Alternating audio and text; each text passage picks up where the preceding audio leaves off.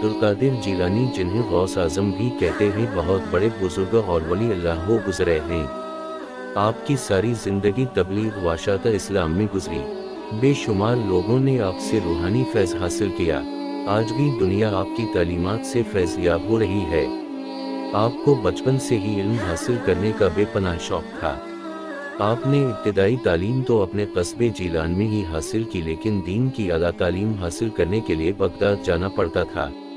उस जमाने में गाड़ियां और मोटर कारें न थीं, इसलिए लोग काफिलों की सूरत में पैदल सफर करते थे। चुनाचे आपकी वालिदा ने आपको भी बगदाद जाने वाले एक काफिले के हमरा रवाना कर दिया।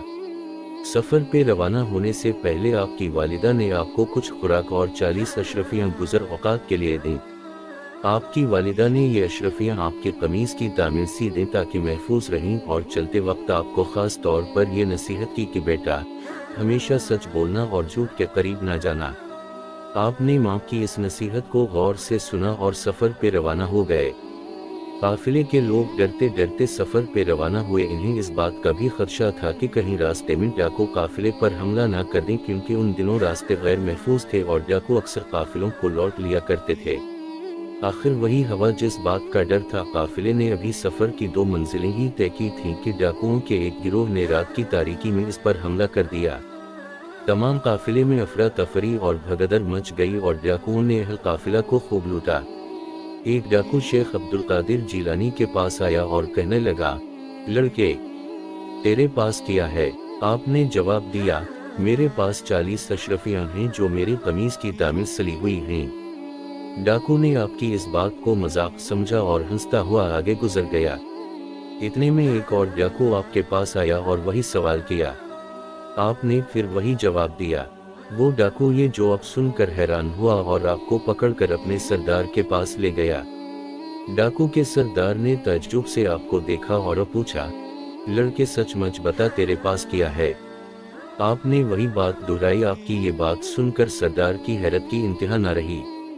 आपने अपनी कमीज की ताक को खोला तो पूरी 40 अशरफियां जमीन पर गिर पड़ीं।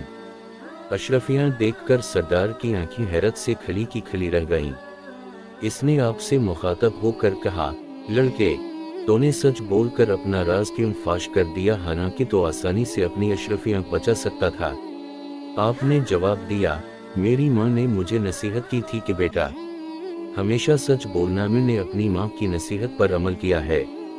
आपका ये जवाब सुनकर सरदार इस कदर मुतासिर हवा के बेसाख्ता इसकी आंखों में आंसू आ गए। वो सोचने लगा कि एक तरफ ये लड़का है जिसे अपनी माँ की नसीहत का इस कदर ख्याल है, और दूसरी तरफ में उनके अपने मालिक हकीकी के हिकाम से गाफिल होकर बेगुनाह लोगों को लूटता हूँ। उसके दिल से गफलत का पर्दा दूर हो गया। उसने तौबा कर ली और काफिले का लूटा हुआ माल वापस कर दिया।